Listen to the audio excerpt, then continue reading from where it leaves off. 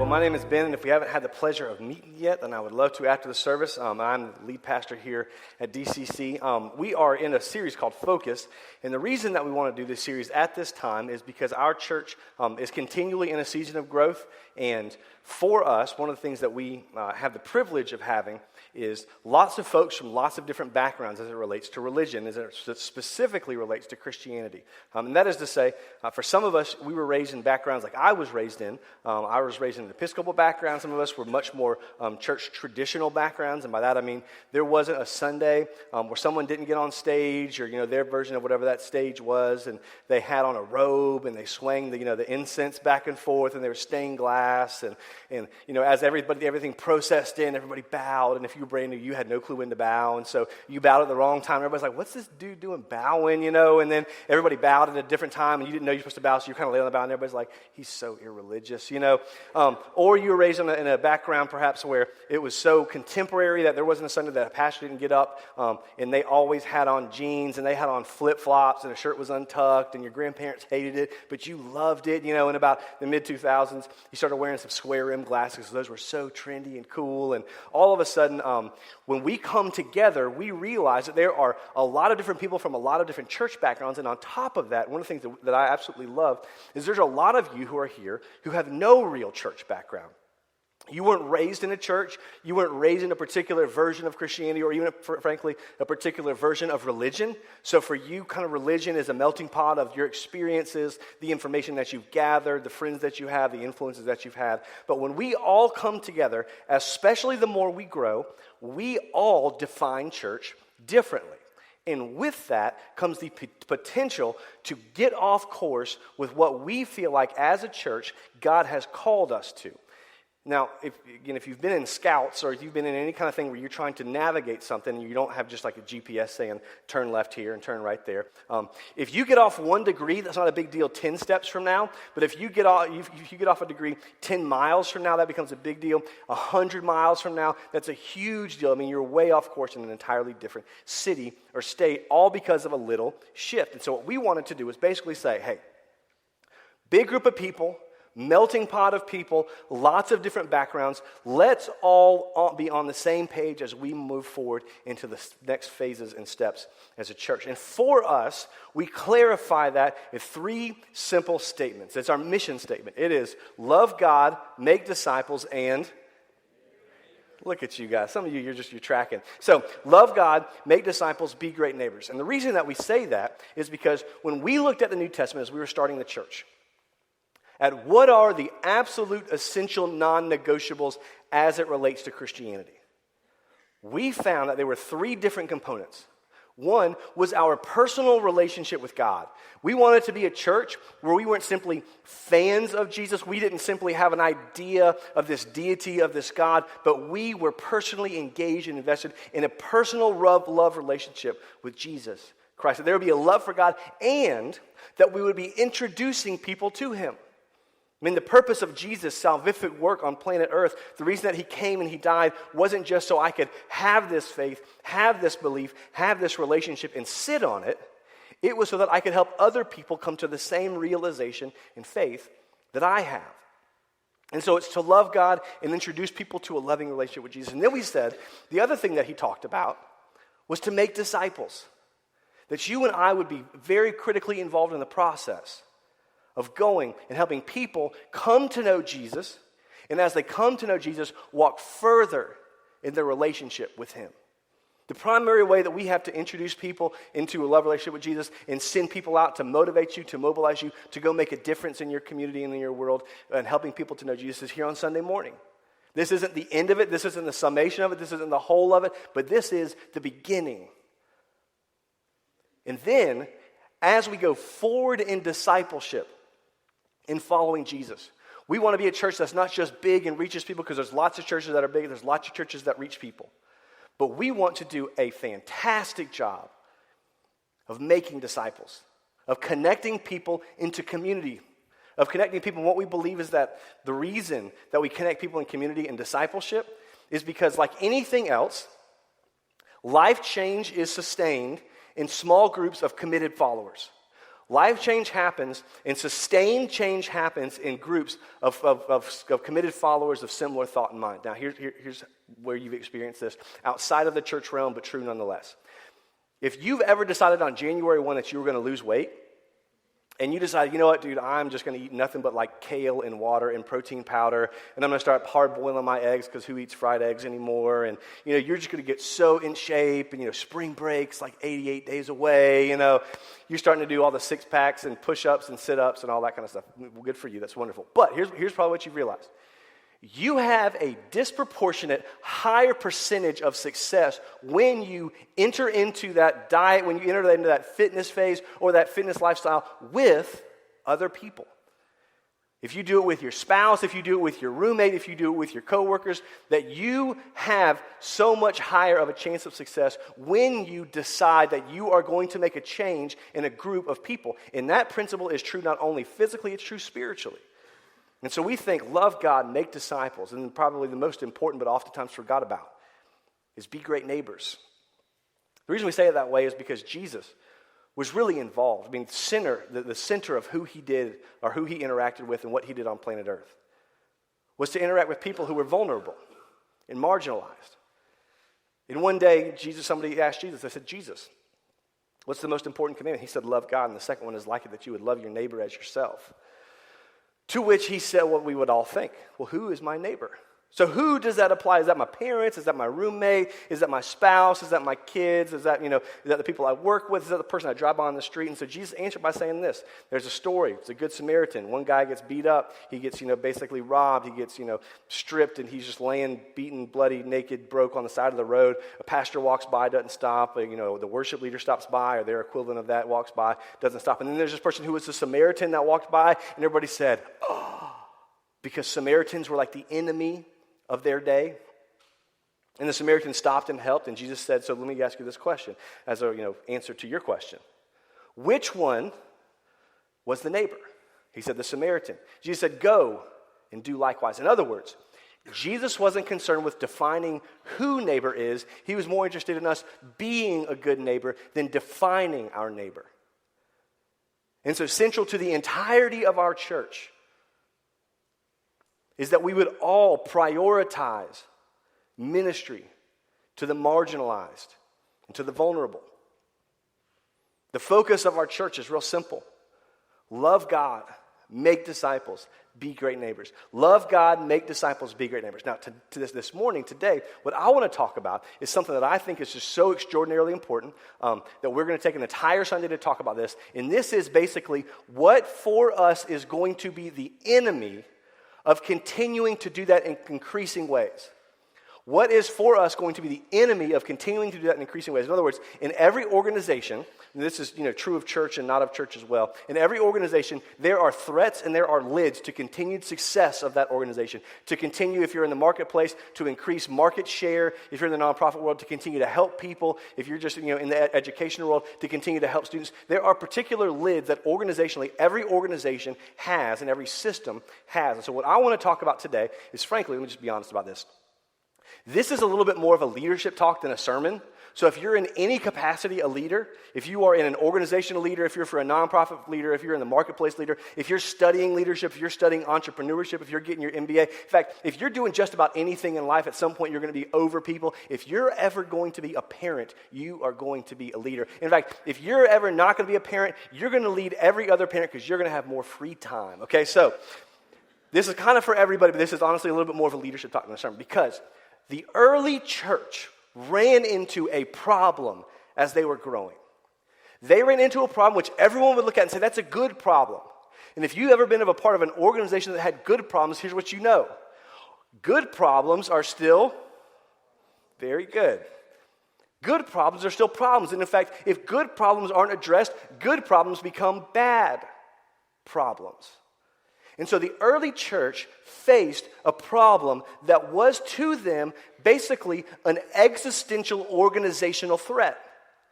This was a threat that if they didn't address it and address appropriately could ultimately thwart the plan of what was happening, could ultimately thwart the furtherance and the progress of what was happening with the early church. And I think that we, in principle, face the exact same threat. And as we go and as we grow as a church, this will be the threat that of all the threats that threaten our church, I think has the biggest potential to derail us from the mission and vision of loving God, making disciples, and being great neighbors. Now, if you got your Bible, you can open up to the book of Luke.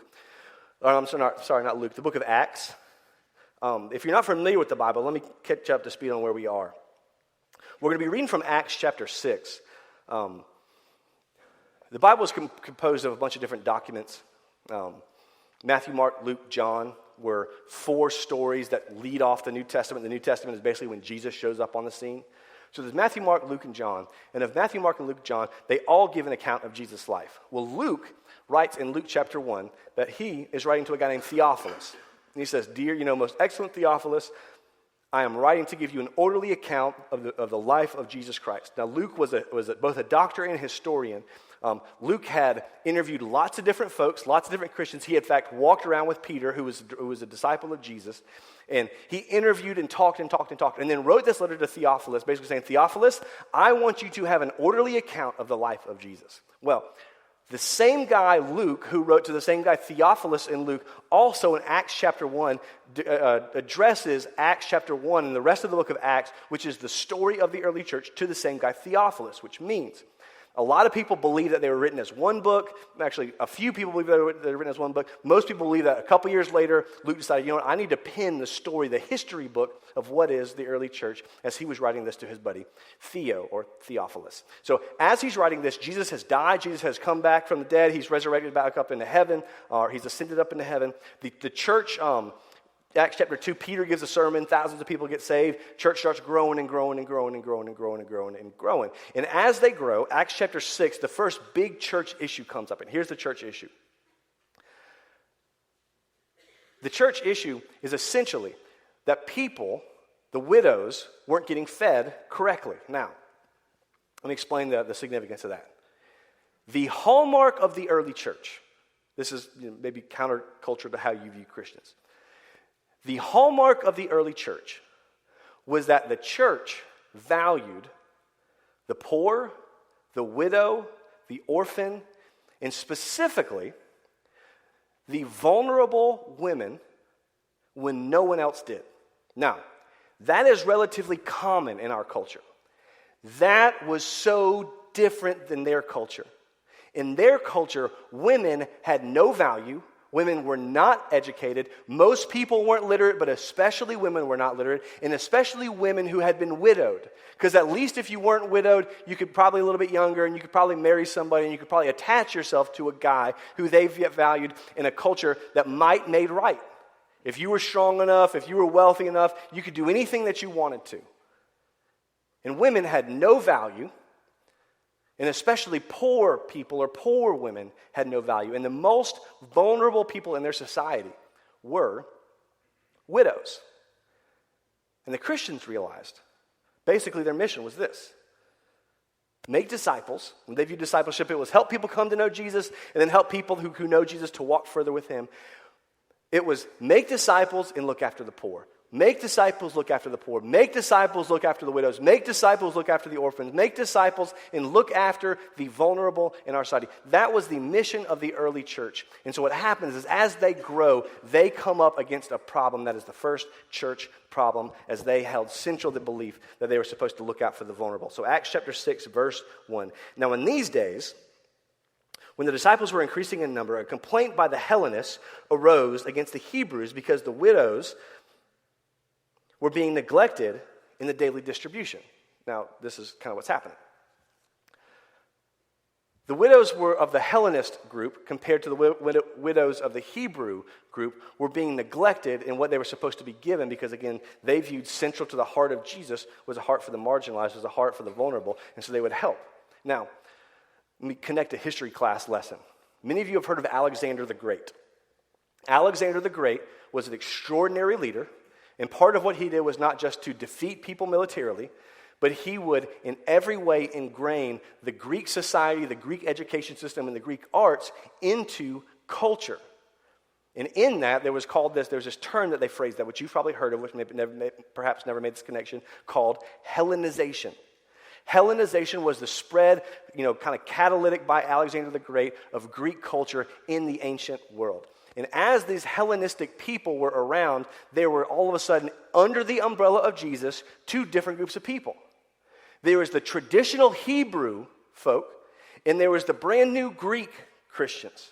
There was the traditional Hebrew Jewish women, or the Hebrew widows, and there was the kind of new age, newer school Hellenistic Jews or Hellenistic widows who were Christians. Categorically, the Jews were a group of people who kind of had the lineage of God. They were the holier than thou art people. They were the traditionalists. They were the fundamentalists. They were what they would have considered in their culture a much more conservative group. And then there was the Hellenistic or the Greek women who were a little bit more, new age. They had more of an adoration towards the modern culture. They had a little bit of different language, and there was a bunch of different differences in what they were and who they were. But as they came together, the problem was the Hellenistic Jews weren't getting as much stuff, and they basically said, hey, there's a problem here that we're getting, suffered, or we're not getting as much as we should get. Now, as an aside, the conservative wing of this group, the Jewish folk, perhaps weren't intentionally, but they weren't treating the poor of the marginalized group very well. Now, you might not know this, this is why, still to this day, conservatives don't like poor people, okay? Kidding. Some of you guys associate, you're like, oh my gosh, anybody who's 40 plus in here, you're like, oh, I hate this church. Take life a little bit easier, okay? So anyway, what happened is as they were doing this, there was this problem that created a threat to the future of the church because the apostles were serving the women and the orphans. They were serving the widows. They were distributing the goods. And this is what happened as a result of this problem. Verse 3. In verse 2, and the 12, that's the apostles, summoned the full number of disciples and said, it is not right that we should give up preaching the word of God to serve tables. Therefore, brothers, pick out from among you 7 men of good repute, full of the Spirit and wisdom, whom we will appoint to this duty. So, what they say is basically this. We got a problem. The problem is, the widows aren't getting enough. And the problem is we are helping the widows. We're doing all this work. And it's not right for us to continue to do this. Now, pause. When they said serving tables, we project into the text a kind of degrading thought process towards us. But to them, this was so valuable and so core to who they were. To them, serving the poor was absolutely essential to the heart of Christians, and especially the Christian leaders. It was so essential that about 15 to 20 years later, Paul, who was named Saul, becomes Paul, wants to go and preach the gospel to all kinds of Gentiles, and he goes to the apostles, and he says, I want to go, this is my calling, this is what God has, mandated me to do, and so I'm going to go here. And their response, 15 years after being the ones who are physically serving the poor, they say, the one thing we want you to do is to remember the poor, which Paul responds in Galatians, which was the very thing I was wanting to do. This was core to who they were. Their model for church was essentially this. The leaders are going to serve the poor and administer the word. Serve the poor and administer the word. Serve the poor and administer the word. And they came to the realization that we have a mission that God has given us to make disciples by praying. We have a mandate of a mission that we are going to reach the world, and at the same time we have to take care of the poor. But our model is no longer working and functioning. And so they decide we are going to elect 7 people. So that's exactly what they did as they continue on. But we will devote ourselves, verse 4, to the ministry of the word. And what they said pleased the whole gathering, and they chose Stephen, a man full of faith in the Holy Spirit, and Philip and Prochorus and Nicanor and Timon, which I don't know if that's right, but I'm just thinking of Lion King, Timon and Pumbaa, Parmenas, Nicholas, a proselyte of Antioch, and they set before the apostles, and they prayed, and they laid their hands on them. Now, I cannot stress how important this is, because in the life of every organization, there is a model by which you accomplish the mission. Their model, again, was that we are going to administer the word and serve the poor. As they grew, The threat was that the model no longer was the best and the most effective means to accomplish the mission. In church world, we love the model by which we accomplish the mission so much. What we unintentionally do is we marry our model of church and we unintentionally divorce the mission that God gave us. We are married to the way that we do church. We are married to the style of our church. We are married to the function and the org chart and the ways and the leadership by which we accomplish mission. But the early church said this: it's not right for us to continually prioritize this model of ministry over the mission that God has given us. Now, one of my favorite pastors said it this way: in the church world, we've got to marry our mission and date our model. We've got to marry our mission and date our model. We have to marry the idea, marry the vision, marry the mission that God has given us to, but we have to be willing to continually, now we love our model, we love the way that it accomplishes, we all have been impacted by it, but we have to be willing at any point in time to change that if there's a better way to accomplish the mission and vision that God has given us. And let me just kind of break this down to a more practical level and give you an example of this. When we first started as a church, we met in a little place that was kind of on the outskirts of town, or not the outskirts of town, the outskirts of Frenchtown. We met in a little church called Grace Mission. It was a wonderful place. In fact, is there anybody here this morning at the 11 o'clock service who was a part of the Grace Mission days? Raise your hand if you were. Okay, like 3 of us. Thank you. Now, the reason there's 3 of us is because there only was a total of like 10 of us by the time that we left there, okay? But here's how we used to start church. Our model for church was this, or our model for kind of what would be our first Bible study was this. We'd come together, and we would, for the first 20 minutes, get in groups of 3. And you'd sit down and you'd pray with somebody next to you. You'd sit down and you'd say, this is what's going on in my life, and that, one person would pray for you, and then the next person would go, this is what's going on in my life, and that person would pray for the next person would pray for them. This person would say, this is going on in my life, that person would pray for them. And then we would just spend about 35 or 40 minutes going verse by verse through the book of Acts. And we would just sit down and pray and read and pray and read and pray and read. And that was our entire church. Now, that was a wonderful model for the time and the place that we were. Because we had just come out of a background of youth ministry where it was lights and it was electric guitar and everything. There was, some of you guys are used to this, and there was fog that was going everywhere, and you're like, oh my gosh, and honestly, if like the guitar was doing like a little riff and the drums were building, and if you didn't have like goosebumps, then you weren't really saved, The level of goosebumps was directly a corollary to your level of salvific work that Jesus had done through the gospel in your life. It's ridiculous. But nonetheless, I'm not feeling it, and all of a sudden the drums hit and I felt it. It's like, maybe you just had a really good cup of coffee before, I don't think that's what saves you. But nonetheless, we had just come out of that background, so we just, kind of tore all that stuff away. And it's just like, man, we were just going to pray, and we were going to read, and then we're going to go serve together. We're going to pray, and we're going to read, and we're going to go serve together. Now, let me just pause. As we would progress through a church, it wasn't uncommon, especially for the next few years, for someone to say, man, I just wish that we could do that again. I miss that about our church. In fact, it was almost like, gosh, I miss what we used to have, and I wish we could be that again. Now, if we came here and we started the church service with 20 minutes of talk to someone you don't know in groups of 3 and share your most intimate, darkest secrets or deepest secrets or deepest needs and have some stranger pray for you, there's a good chance you wouldn't like our church. But we think sharing life and community, we think transparency and vulnerability, and we think praying for one another is so extraordinarily important. Here's what we realized. That model will not serve the mission that God has given us, so we need to create an entirely different system to accomplish that. Because we think it's so important, we are willing to leave our model for the continuation and the actualization of our mission. So we created what was not new for us, or what was new for us but was not new to the church world, community groups. Because we think that is still important, that's still vital, that's still essential. And we would go on and people would say, man, I miss that. And I'd say, yeah, but you wouldn't want to go to a church like that because that's not even, come on, at a church this size, that wouldn't even be an effective tool. Our assimilation process, which means basically how we get someone who's relatively new to our church into the life of our church, was way different back then.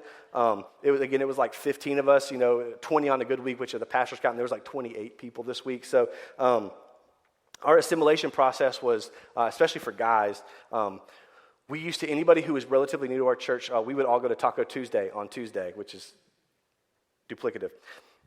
We would go to Taco Tuesday, and we would just get like a group of like 8 guys, 10 guys, whatever it was, and we'd all order one queso. And anybody in the college world, you probably know this trick about Taco Tuesday at Tijuana Flats, that they give you queso and you get free refills on queso. So we like 8 dudes just nomming on some queso and chips. And if you were new to our church, like, dude, you should go to Taco Tuesday with us, which everybody was young at that point when everybody was like, I don't do anything anyway. So it's like, yeah, come on. And now I'm telling you, that was our early church model of assimilation. Now, how chaotic would that be today? Can you imagine you walk in the front door, like, hey, you want to get connected? All right, we'll show up to Taco Tuesday. It's like, well, I can't. Well, you should go to a different church, We love you, but good luck. But we're going to go rogue on everybody's queso for about 45 minutes and just, hopefully put them under, because for us, we had to change.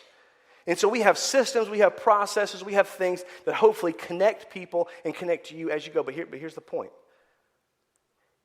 If we're not careful, our model drives our mission, and our mission does not drive our model.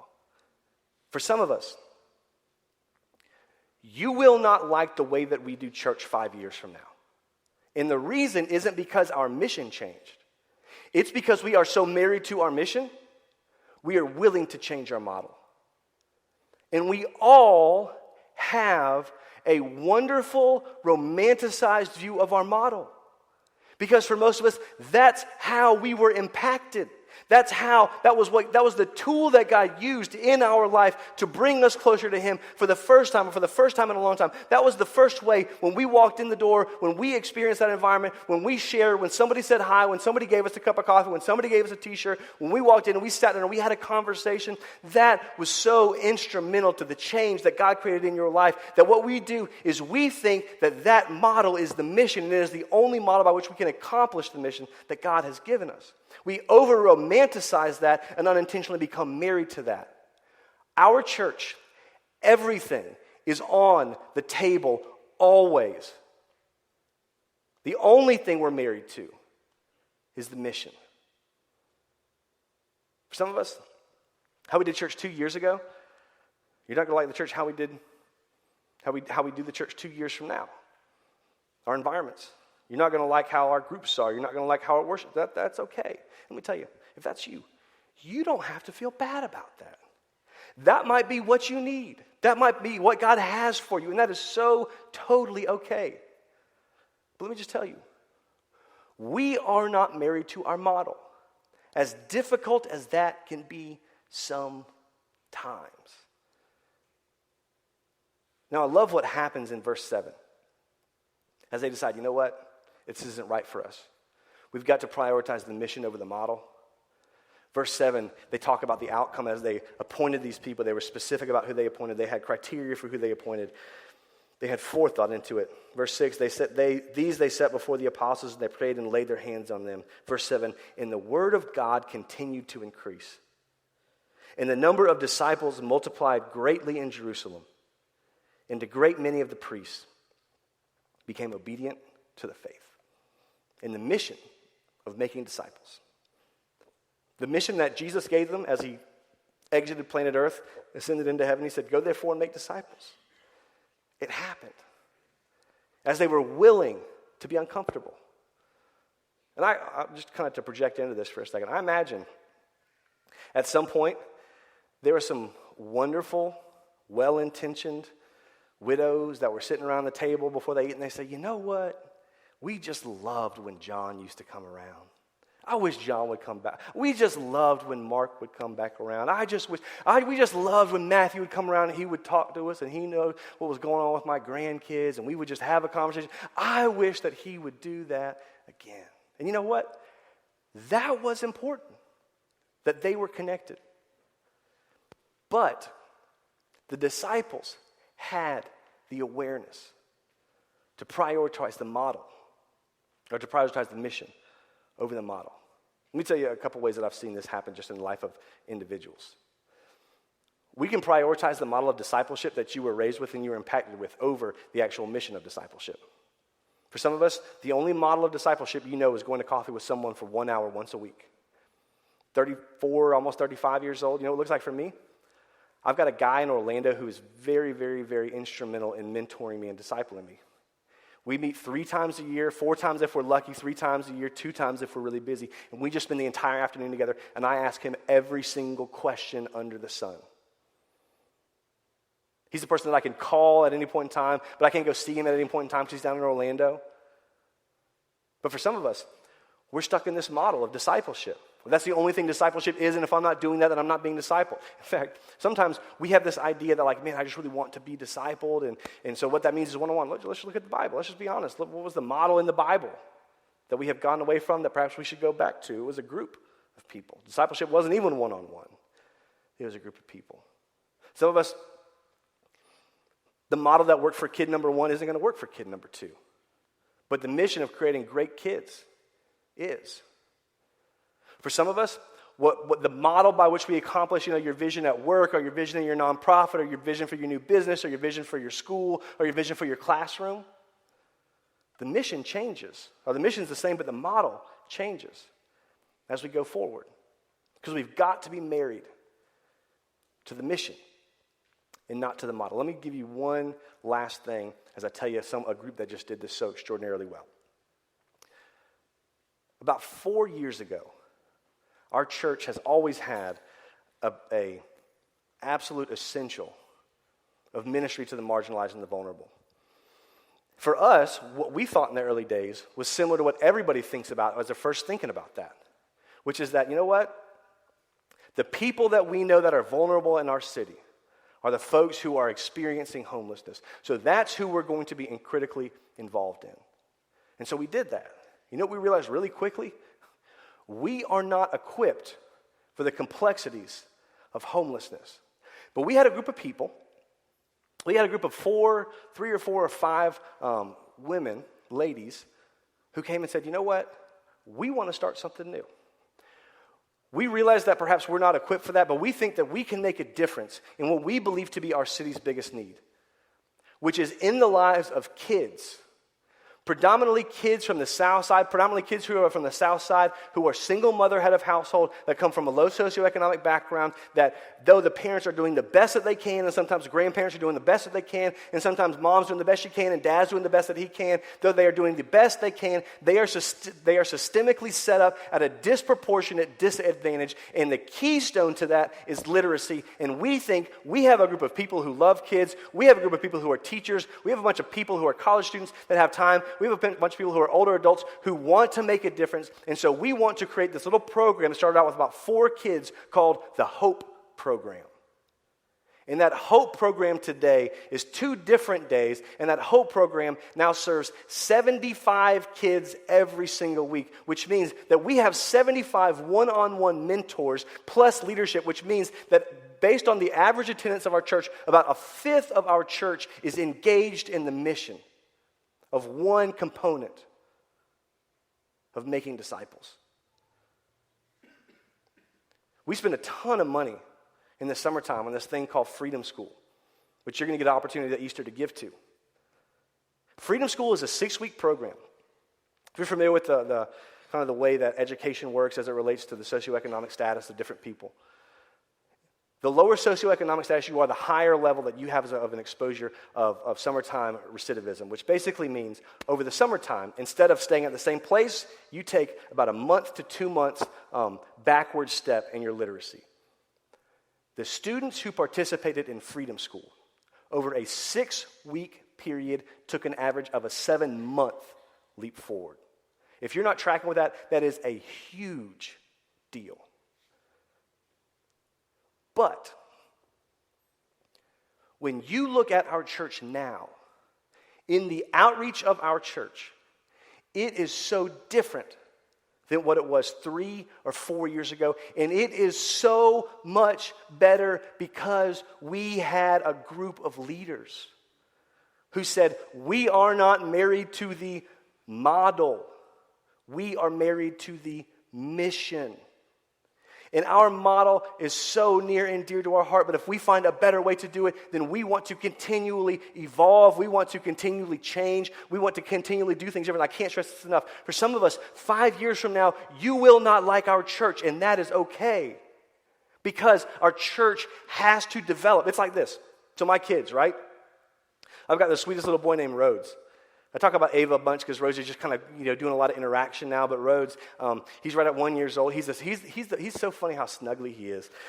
Like you do something, he looks at me, he just like buries his head in you. I think I like to think as a dad, like he's getting ready for headbutt contest, But he's the cutest, sweetest little guy. Now there are things, and parents, you know this. There are things that you love when your kid is 1 month old. Specifically, you can leave them in the center of the bed and walk away, and they can't move. That might sound bad, but we like to think that they're sleeping when that's happening. But you can go and you can take a shower, you can clean the house. There are things that I love when my kid is 1 month old. Now, there are things that I love as he's 1 year old. His level of interaction, his level of mobility, his level of cognitive, development, and it's fascinating and it's wonderful. And, there's something about the first time that you walk into someplace and your son says, Dada, it's like, But there are going to be things that as I look back at why he's one, that I see Ava as she's like 2 3/4, because as a parent, we have to give specific fractions for how old our kids are. But there are things that Ava, at her age, that I love now, that I miss when she was Rhodes' age, and I look back affectionately towards where she was, but I can't help but think and look forward to the future of where she's going. There are things when she's 3 that I'm going to miss when she's 5. There are things that I'm going to love about when she's 5 that I'm going to miss when she's 10. There's things that when she's 10, I'm going to miss when she's 16. In fact, I'm probably going to miss all of it when she's 16, because she's going to start dating dudes, and I'm going to get on steroids and some shotguns, okay?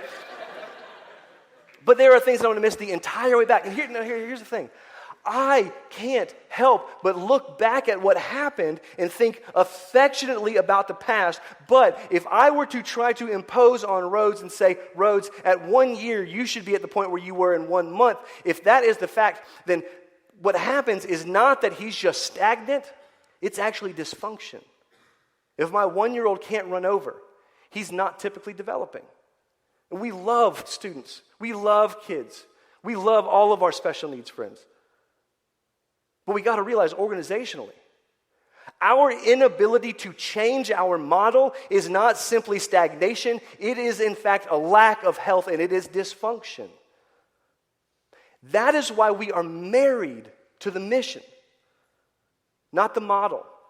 Our model is consistently changing. In fact, for me, from time to time, if we don't change something, I just want to change something so we don't get married to the way that we're doing stuff.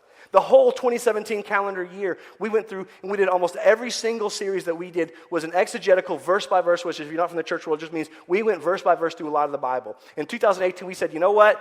We think we need to balance this out a little bit more with some topical stuff. So we lit up the entire first month of the year with a series, and now we're doing another series. And then next week, we're going to get into some verse by verse stuff. But here's why. Because I realized, you know what? If we do this for too long, people are going to think that's all we do. And that's not all we do. We are not married to that version. We love that version. We think that version is extraordinarily beneficial. But the mission is what's important. Let's just change something to change something.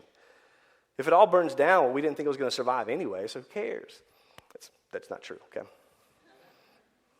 But here's the point. And here's the, I know at this point it's like, great, well, that's all interesting stuff, but so what do I do differently? Here's what we need from you. We need you to engage in the mission of loving God, making disciples, and being great neighbors. We need you to connect. If you aren't currently, well, you're here on Sunday, so you kind of got that one down. If you've been here 5 or more times, and DCC is your home church, we need you to engage in community groups. We need you to engage in discipleship. We need you to engage in serving, whether that's serving in our church or serving through our church in the community, or whether maybe it's not even through our church in the community, maybe it's just in the community. To the marginalized and the vulnerable. We need you to engage, and here's why. You can't miss this. True model change happens from the ground up, not the top down. Our outreach changed as a group of people who were in the mission decided there's something we can do and we want to give it a shot. The widows, it wasn't the disciples that looked down and said, you know what, our model isn't really as functional as we thought it was going to be, and so we need to change our model. The widow said, hey, there's a problem here. Let's communicate with the disciples and let's tell them this is the problem. I hope that you are engaged, that you have a leader that you can talk to, whether it's the leader that you serve under, whether it's the community group that you exist with. In fact, hey, let me just give you a free thing. You can email me, ben@dcctally.com. You got a problem, I would love to hear about it. In fact, we'll CC Sarah at DCC Tally because she'll actually respond to you. I'll just be like, that's interesting. Anyway, come talk to me after the church. Be like, man, this thing bugs me. And here's why. We need you engaged because if you aren't engaged, we will never have model change because model change happens from the grounds up. The leaders, basically, I know that in the organization, I'm the last one to hear about any problems or any issues that we have. And I am so aware of that. And I continually ask questions to anybody that has anything to say. The more critical you are, honestly, of our church, probably the more I will listen to our church because I value people that agree with me. I'm like, okay, whatever, I get you. But people who disagree, man, I just love to hear why. Because our goal is not to get bigger. Our goal is to get better. Our goal is to create. Our goal is to have a model that funds, that fuels, that actualizes the potential of the mission and the vision that God has given to us. And we need you to engage in that if we are ever going to become that church. We are so committed to our mission and we are so debatable in our model. We're willing to change it. We're willing to try something different. If it means we can help more people come to know Jesus, help people to grow in their faith and become more involved in the community. Let me give you this last thing to do. You got a card? If you're not serving with us, let me just tell you specifically. The biggest area of need that we have in our church is with kids ministry. The biggest area that we have in our church is kids ministry. If you have a heart for kids, what we believe is that they are not the church of the future, that they are the church. We believe that you are creating in them a first impression of a heavenly Father that will last for eternity. And we believe that you, as a kids ministry, children's ministry worker, volunteer, are so extraordinarily important. In fact, we think all of our volunteers are important. But we want you to shadow a couple times. We want you to experience that environment a couple times. And then we want you to eventually, if that's what you want to do, to commit to serving regularly. So you can build a relationship with our kids. You can be a light. You can be an example. You can be, in some way, shape, or form, Jesus to them. You can connect with the parents, develop a relationship with their parents. In fact, you can even babysit for us. Just a side note. But here's why this is so important. We need you